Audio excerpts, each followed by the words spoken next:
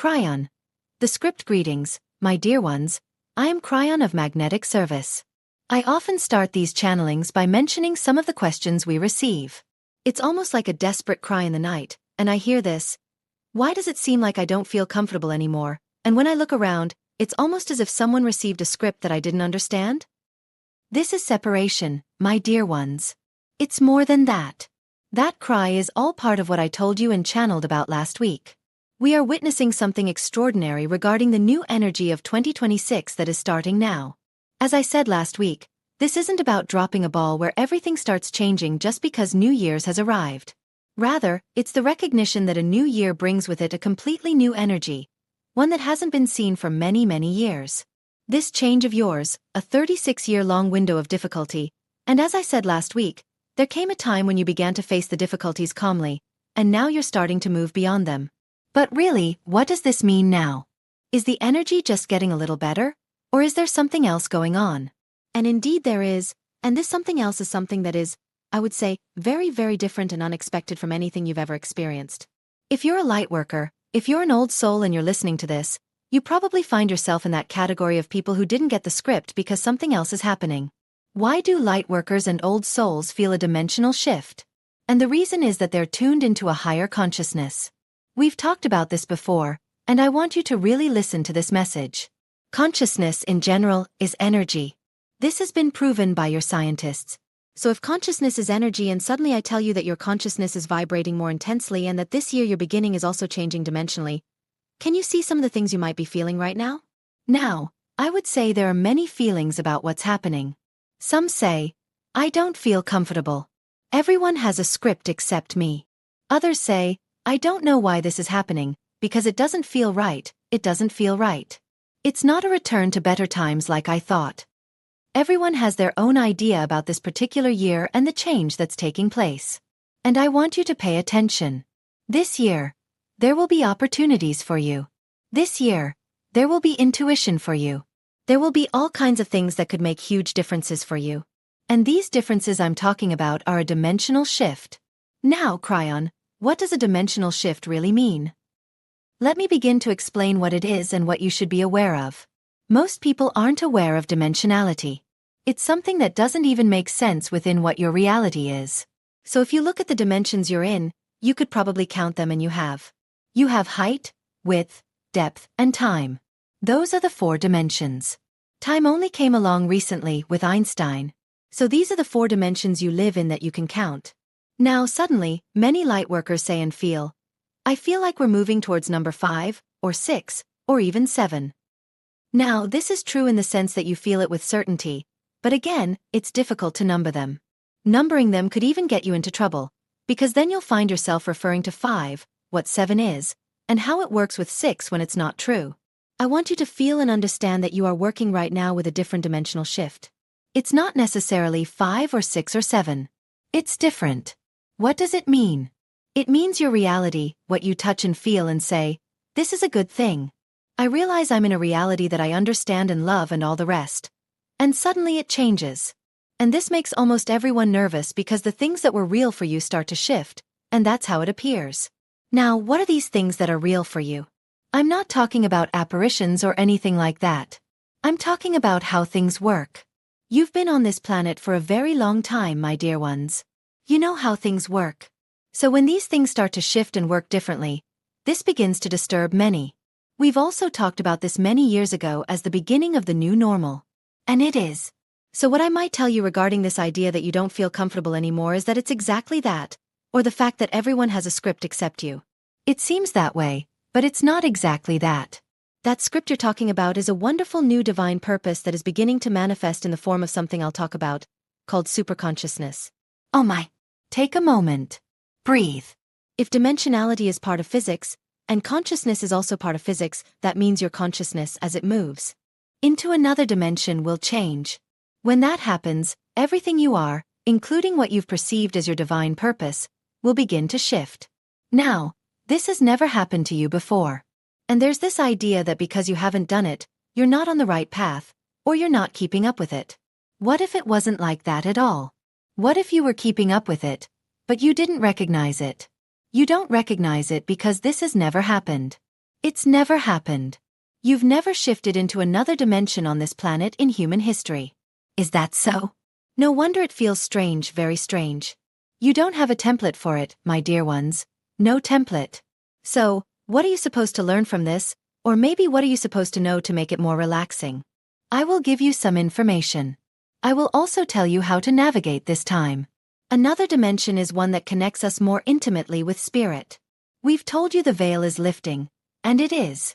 What a wonderful time to be on this planet, when this veil begins to show you things it had never seen before, beautiful, compassionate, and kind things.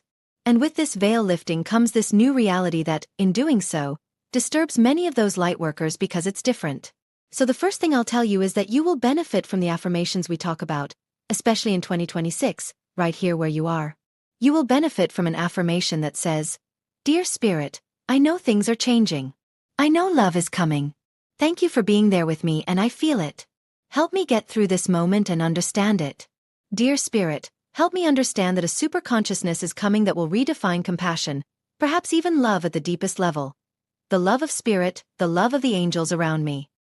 And what if this is happening? Well, I tell you it is. This planet is beginning to emerge from stagnation. It's beginning to emerge from darkness very slowly. 2025. A difficult time is behind you. Expect solutions never seen before, especially during 24 and 25. Some of you have written and say, "I feel stuck." Now, this happened in the old energy, and it's the feeling of many, because the old energy wouldn't allow you to move towards solutions for things you had already managed to solve before. It was frustrating. Look forward to these solutions starting to become available. And in the process, you realize that that script you thought you didn't have and that everyone else has, is you discovering who you are in this wonderful new energy. And nobody has the script, my dear ones. It only seems that way because you're not in the old energy and you're moving towards another energy where nothing makes sense. I wish I could tell you more about superconsciousness. Superconsciousness is something we will define and delve into in small steps, you might say, so you can understand what it really means for the planet. I'll give you a hint. It's master energy that comes here very slowly and settles on this planet for you to pick up and work with. That's what's happening here. How's it feeling so far? That's what I wanted to tell you. There's more here, much more. Thank you, dear ones, for loving Spirit, for being okay with feeling strange right now. Be mindful of these things. And so it is. Empaths and comfortable clothes. What they really mean, are you one of those empaths who can't wait to get home and immediately put on the most comfortable clothes? Like when the door closes, the outside world peels away along with the tight clothes, and your body can finally exhale. Or do you tend to stay in your work clothes all evening? The reason I'm writing about this today is because I found it really funny that putting on comfortable clothes as soon as you get home isn't something everyone does. It came up by chance, almost in passing, and I realized that what seems completely natural to me, and to many empaths, is something others don't even think about. Some people stay in their work clothes all evening. They go straight from day to night and don't feel the need to mark this transition at all. To many empaths, this idea feels almost foreign. Clothing isn't just practical. It's energetically charged. There's a distinct difference between what we wear to face the world and what we need to feel safe, grounded, and replenished. Changing our clothes can be how we consciously separate external demands from personal space. It's a way of saying that this part of the day is over. If you come home and immediately change into something soft, loose, and comfortable, it's hardly ever just about the clothes. It's a ritual. A transition. A silent signal to your nervous system that it's finally safe to exhale. As you surely know, for empaths the outside world can be demanding, stimulating, and emotionally noisy. During the day, we absorb much more than most people. Energies, moods, unspoken tensions. Putting on comfortable clothes is one of the ways we consciously reclaim ourselves. It helps us re-establish a sense of control over our surroundings and our body. In a world where everything feels external and unpredictable, this simple act brings with it a sense of groundedness, familiarity, and calm. It also shows that we know how to unwind. Empaths know that dragging the whole day through until late at night is a shortcut to burnout. Comfort allows us to gently release the weight of what we've been holding onto, rather than pushing past our tiredness. By changing, we're not checking out. We're replenishing our energy to face the next day with presence and clarity. There's also a clear boundary at play. Comfortable clothes are a quiet declaration that we've clocked out. Home isn't an extension of productivity or obligations. It's a personal sanctuary. This ability to separate professional from personal life isn't laziness, it's emotional intelligence. As empaths, we are natural creators of safe spaces, and home is where this instinct comes to life. Soft clothes help create an atmosphere of comfort, warmth, and peace. They reinforce the idea that this is a place free from demands, judgment, or expectations. Here we can simply be. This habit is also a sign of deep emotional awareness. We're in tune with our bodies and our inner state. We notice when tension needs releasing, when the nervous system is overstimulated, and when rest is needed. Instead of ignoring these signals, we respond to them. This is self-respect in action. When it comes to balancing ourselves, choosing comfort can almost be an act of kindness. It reflects the belief that rest is valuable and that softness is not a sign of weakness. There's also a quiet appreciation for simple pleasures. Soft fabrics, warmth, coziness. These small comforts bring genuine contentment. We don't need excess to feel fulfilled. We find joy in feeling at peace. When we learn to come home, to truly come home, we also discover how to care for, restore, and sustain our energy in a world that often asks us to give far more than we receive. I find it interesting how instinctive it becomes for sensitive people to seek comfort in all areas of life. We don't analyze it or label it as self-care. We just do it. Our body knows when it's had enough input, enough bracing, enough giving. Sliding into something soft becomes a small but powerful act of self-regulation. While every sensitive person perceives the world differently, most will discover the need to unwind. And that explains why comfort, rituals, and gentleness are so important to us. Noticing this difference reminded me that what may seem insignificant on the surface often speaks volumes about how deeply a person feels, processes, and protects their energy. And sometimes, the smallest habits reveal the greatest self-awareness. Even if it's something as simple as choosing comfortable clothes. See you next time. Diana. Mira of the Pleiades. Sun-guided corridor of light greetings. I am Mira of the High Pleiadian Council. I come to you now as a mirror, and as you read these words, I invite you to feel the place within you that recognizes itself. Because you are not alone, you have never been alone, and you are more loved than your human mind could ever measure. We see you. We know you. We recognize you. We love you. We also honor the silent heroism of your assignment on Earth, because it takes devotion to walk in a world that has been trained to forget, while you continue to remember, again and again, sometimes with ease, sometimes with struggle, and often with a kind of tenderness that comes when you realize you've been carrying more than you ever admitted. We speak to you today with a very high tone.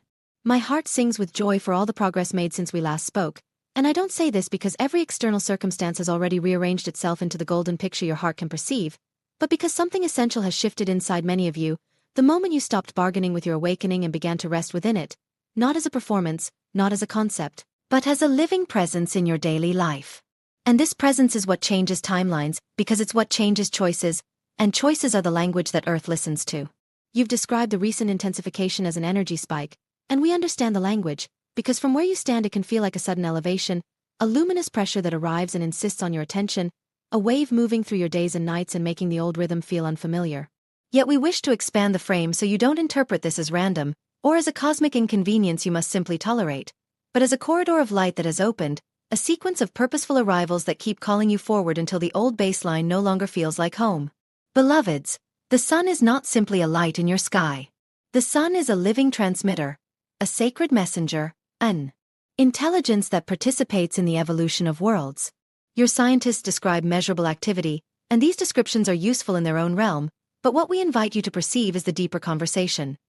The sun carries within it codes of awakening that meet the crystalline architecture of Earth, and these codes speak to your memory, to that part of you that has been waiting for the signal you could finally trust with your whole being. This is why the waves have been felt so distinctly. You might notice a single wave and then quickly fold it back into usual distraction patterns. A corridor does something different. A corridor has continuity, and continuity creates momentum. A corridor doesn't ask you to believe in it. It gently carries you past the familiar, until the familiar starts to feel like an old costume you once wore to survive, and you realize, almost with surprise, that you've outgrown the habits you once thought were permanent. Intuitive Astrology. Solar eclipse in Aquarius February 2026 is shaping up to be a year of new beginnings. Perhaps you can already feel it in the air. Perhaps you've started to glimpse a new path opening up. Nothing could be a better catalyst for this energy than the Aquarius Ring of Fire solar eclipse on February 17th. This solar eclipse not only kicks off a new Aquarius-Leo eclipse cycle, destined to transform and awaken a new part of our life, but it also brings us a new, unexpected path. In fact, you could say the mantra for this eclipse is, expect the unexpected.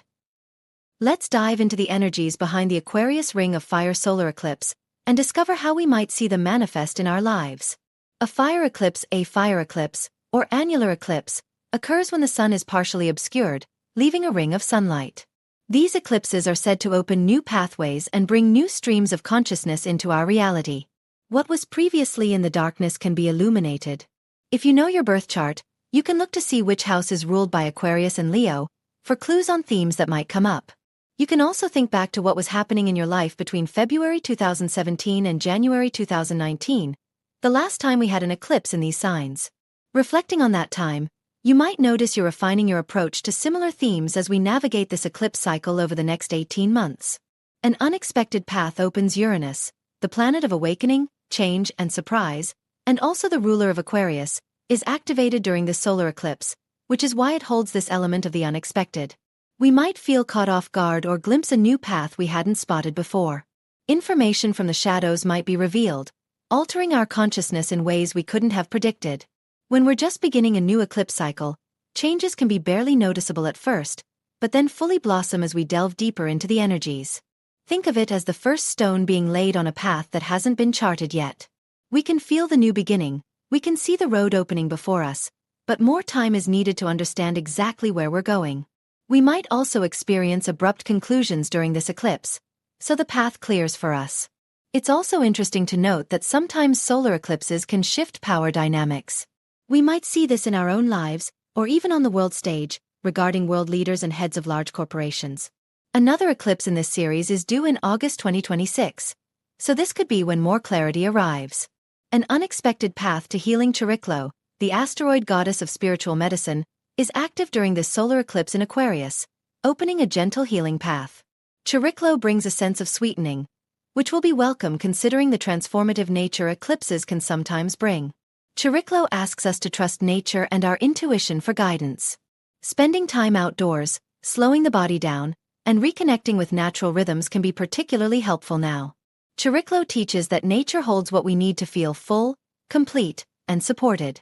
As the asteroid of spiritual medicine, Chariklo encourages us to pay attention to our dreams and intuitions, to notice what we put into our body, and to honor the life force of all living beings, ourselves included. What revitalizes and recharges your life force energy? Do you feel alive and healthy in your body, or do you feel sluggish, tired, and heavy? Chariklo invites us to bring about healing by paying attention to the subtle clues Mother Nature provides. Take a walk, ask for a sign. Stay open to what comes. This might lead to unexpected insights we've been seeking regarding healing and wellness. Setting intentions during the solar eclipse. Solar eclipses are like supercharged new moons, making them a powerful time to set intentions and communicate our desires to the universe. While we can certainly make the most of this energy, this eclipse invites us to set open intentions, not overly specific or rigid ones. Solar eclipses often move pieces behind the scenes, guiding us toward experiences that support our growth, even if the full picture isn't yet clear. What unfolds under this ring of fire eclipse may feel unexpected at first, but is ultimately designed to align us with deeper authenticity. By staying open, aware, and willing to trust the process, we allow this eclipse to lead us exactly where we're meant to go. Sometimes the most powerful intention we can hold is simply to be ready for what is ready to emerge. The Elders. Your purpose is spiritual. Your purpose is a spiritual goal. It was one that regularly required a small shift in an understanding that had been held back. It was often a clarification sought by your soul. You see, this earth experience was meant to last for only a period or two in the body. It was the means to clarify a small understanding that remained unknown or distorted. So, recognize that you have probably enacted your purpose many times by now. The fact is you enacted it without knowing what you had uncovered. The mind will tell you your purpose is something larger than life. And how will you ever find it? That it's impossible for you to do so and impossible to discover what you now seek to know. Yet, we would say it might not be as difficult as the mind pretends. It might be a more simplistic thing that facilitated a slight turn in understanding. something that wasn't possible to know from the consciousness and vantage point from which your soul originated. Spiritual progress was sought. Know that during these times of seeking spiritual progress, your mind will protest. Your mind is not your friend in these moments. It will pull you away from spiritual goals. It will try to steer you off course and redirect you. Become the wise guardian of the mind and the thoughts you are formulating. Become aware and a conscious observer of the thoughts you keep. Start each day from your heart, rather than mentally. Move away from its mental suggestions. Seek connection with your soul. Seek answers in this way. You see, your soul was previously spiritual essence. The soul is simply the encapsulation of what was previously unlimited. But to have this earth experience, there was a need for it. It was the means of discovery. It was the means of much. So, know now that you will want to discover and enact this thing. But let's be clear. Your purpose is energy. It is that you can do and be virtually anything. Your purpose is the energy created in the doing of that thing. But you need to know that you are in your purpose and not discovering and enacting it randomly. We would also say this isn't all you need. It is that you came here for a longer time than you can currently acknowledge. And before you depart and leave without having to incarnate another day, you will also want to restore the completeness of your soul. Restore the wholeness once known. It is time to restore what is missing and to move away what is extraneous, that lower energy. And so there is much here. Our next book, Arriving in Love, is the best path to follow when it becomes available later this year. It is the true means and the true path that goes beyond the life you're in today. So, in the meantime, read, listen, practice, and move through our other books. Don't think of them as books you can read and then put aside. They are meant to be used over and through time, so that you may free yourself from the energy that limits and restricts your steps. Consider them the means to achieve much. They will offer you further food for thought to align you and uncover that much sought and elusive thing, your spiritual purpose. The creators. Will all the really good experiences arrive? We are the creators. We are a collective of non-physical beings from the 12th dimension, and we are here to help. Sometimes, when you choose a life experience for yourselves, you know you will have certain experiences along the way and that you will have them with certain people, and the choices you make are rather set in stone. They will happen regardless. And there are other experiences you are more flexible about whether you will have them or not. And there are some people who may be in your life and others who may not. So, you see, not everything is set in stone before incarnation, but every soul is different and every soul chooses a different journey, and so, some souls choose to travel more of that path to have very particular experiences along the way with very specific people. Other souls are more flexible and desire to have an experience of conscious choice throughout their lives. We know many of you think the vast majority of your lives is preordained, and we know others believe none of it is preordained. It is somewhere in the middle. A healthy approach to living your life is to consider the good things you look forward to as already decided upon before incarnation. Therefore, you can release yourself from the burden of having to create them now, to manifest them now. Of course, manifestation is fun, and going through the process of manifesting what you truly desire can be a joyful journey, but we would like all of you to take the pressure off and to feel more empowered. We want you to know that you have freedom of choice in this life and that so many of the good experiences you desire to have, you will have because you decided upon them before incarnating. Now, some of you will look at this whole scenario pessimistically, and you will say certain things were predestined, and I have no control over them, and they are terrible and they will just happen. And if you are doing that, then you must ask yourselves why. Why adopt that perspective when you could adopt the perspective that all the good things you desire are coming to you because they were predestined before your birth into this life? Now, you could also consider that you've lived on this planet long enough and have had enough experiences to consider the idea that everything that was preordained has already happened, and now you are free to create what you want to experience because you are awake and you know you have the power to do so. Free yourselves. Empower yourselves. And do not think of your higher selves or your souls as dictators commanding you to have terrible experiences one after another so that they can grow, because that will keep you in a victim mentality, and you do not want that. Go forth now with the awareness that you can focus, you can feel, you can think with purpose, and you can make the most of whatever you are experiencing. And yes, you can manifest what is not manifest in your experience right now. And you can do this because you are creator beings. You are beings of source energy, and you are there to do more than just observe life. You are there to participate in it consciously and deliberately, and we are here to support you in whatever choices you wish to make for yourselves at any moment in this wonderful life of yours. We are the creators, and we love you very much.